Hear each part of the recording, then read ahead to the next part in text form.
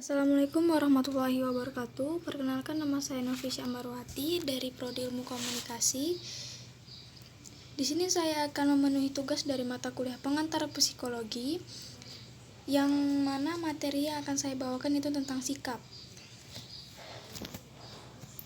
Pengertian sikap. Sikap merupakan reaksi atau respon seseorang yang masih tertutup terhadap suatu stimulus atau objek psikologi. Objek psikologi di sini meliputi simbol, kata-kata, slogan, orang, lembaga, ide, dan sebagainya. Newcomb dalam Notoatmojo menyatakan bahwa sikap merupakan kesiapan atau kesediaan untuk bertindak dan bukan merupakan pelaksanaan motif tertentu. Sikap belum merupakan suatu tindakan atau aktivitas, akan tetapi adalah merupakan predisposisi terhadap tindakan atau perilaku. Sikap adalah suatu bentuk evaluasi atau reaksi terhadap suatu objek, memihak atau tidak memihak, yang merupakan keteraturan tertentu dalam hal perasaan atau afeksi, pemikiran atau kognisi, dan predisposisi tindakan atau konasi seseorang yang terhadap suatu aspek di lingkungan sekitarnya. Menurut Anwar, ada beberapa komponen-komponen sikap. Yang pertama ada kognitif, yang kedua ada afektif, dan yang ketiga ada konatif. Karakter sikap menurut Brigham, yang pertama ada sikap disimpulkan cara-cara individu bertingkah laku. 2. Sikap ditunjukkan mengarah kepada objek psikologis. 3. Sikap dipelajari. 4. Sikap mempengaruhi perilaku.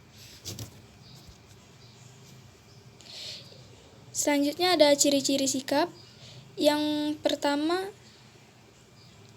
ciri-ciri sikap menurut Heri Purwanto dalam buku Notoatmojo. Yang pertama, sikap bukan dibawa sejak lahir, melainkan dibentuk atau dipelajari sepanjang perkembangan itu dalam hubungannya dengan objeknya. Yang kedua, sikap dapat berubah-ubah karena itu sikap dapat dipelajari, dan sikap dapat berubah pada seseorang bila terdapat keadaan-keadaan dan syarat-syarat tertentu yang mempermudah sikap pada seseorang tersebut. Yang ketiga ada sikap tidak berdiri sendiri, tetapi senantiasa mempunyai hubungan tertentu terhadap suatu objek. Yang keempat ada objek sikap itu merupakan suatu hal tertentu, tetapi dapat juga merupakan kumpulan dari hal-hal tersebut. Fungsi sikap menurut Kars dalam buku Wawan dan Dewi, sikap mempunyai beberapa fungsi. Yang pertama, fungsi instrumental atau fungsi penyesuaian atau fungsi manfaat. Fungsi ini berkaitan dengan sarana dan tujuan. Yang kedua ada fungsi pertahanan ego. Fungsi ini merupakan sikap yang diambil oleh seseorang demi mempertahankan ego atau akunnya. Yang ketiga ada fungsi ekspresi nilai. Sikap yang ada pada diri seseorang merupakan jalan bagi individu untuk mengekspresikan nilai yang ada pada dirinya. Selanjutnya ada fungsi pengetahuan. Individu mempunyai dorongan untuk ingin mengerti dengan pengalaman-pengalamannya. Ini berarti bila seseorang mempunyai sikap tertentu terhadap suatu objek, menunjukkan tentang pengetahuan orang terhadap objek sikap yang bersangkutan. Selanjutnya adalah pembentukan dan perubahan sikap. Sikap dapat terbentuk ada berubah melalui 4 cara. Yang pertama ada adopsi, yang kedua ada diferensiasi, yang ketiga ada integrasi, yang keempat ada trauma.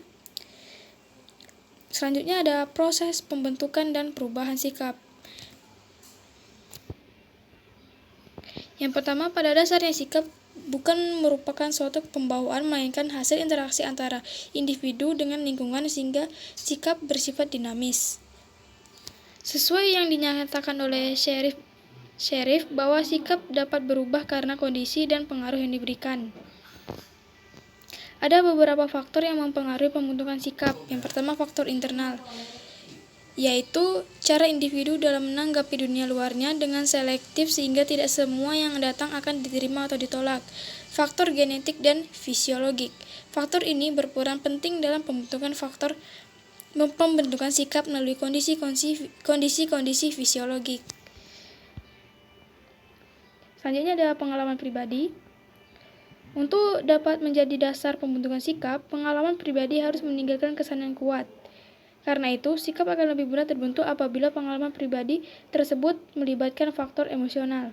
Pertama, adalah peristiwa yang memberikan kesan kuat pada individu atau silent indication, yaitu peristiwa traumatik yang merubah secara drastis kehidupan individu, misalnya kehilangan anggota tubuh karena kecelakaan. Yang selanjutnya ada kebudayaan. B.F. Skinner dalam Anwar 2005 menekankan pengaruh lingkungan atau termasuk kebudayaan dalam pembentukan kepribadian seseorang. Kepribadian tidak lain daripada pola perilaku yang konsisten yang menggambarkan sejarah reinforcement atau penguatan ganjaran yang dimiliki. Contohnya, sikap orang kota dan orang desa berbeda terhadap kebebasan dalam pergaulan. Selanjutnya ada faktor emosional. Tidak semua bentuk sikap ditentukan oleh situasi lingkungan dan pengalaman pribadi seseorang. Contohnya itu prasangka atau sikap tidak toleran dan tidak fair. Yang selanjutnya ada faktor eksternal, yaitu keadaan-keadaan yang ada di luar individu yang merupakan stimulus untuk membentuk atau mengubah sikap. Yang pertama ada pengaruh orang tua dari faktor eksternal tersebut. Selanjutnya ada kelompok sebaya atau kelompok yang bermasyarakat. Yang selanjutnya ada media massa, ada institusi atau lembaga pendidikan dan agama. Sikap positif dan negatif. Dalam pergaulan sehari-hari kita dapat menemukan dua sikap atau perilaku, yaitu perilaku positif dan perilaku negatif. Menurut Heri Purwanto, sikap dapat bersifat positif dan dapat pula bersifat negatif. Sikap positif cenderung tindakan mendekati, menyenangi, mengharapkan objek tertentu. Sedangkan sikap negatif terdapat kecenderungan untuk menjauhi, menghindari, membenci, tidak menyukai objek tersebut. Pengukuran sikap ini dapat dilakukan secara, yang pertama, pengukuran sikap secara langsung. Yang kedua, pengukuran sikap secara tidak langsung. Mungkin itu saja yang bisa saya jelaskan tentang sikap. Bila ada yang salah, saya mohon maaf. Wassalamualaikum warahmatullahi wabarakatuh.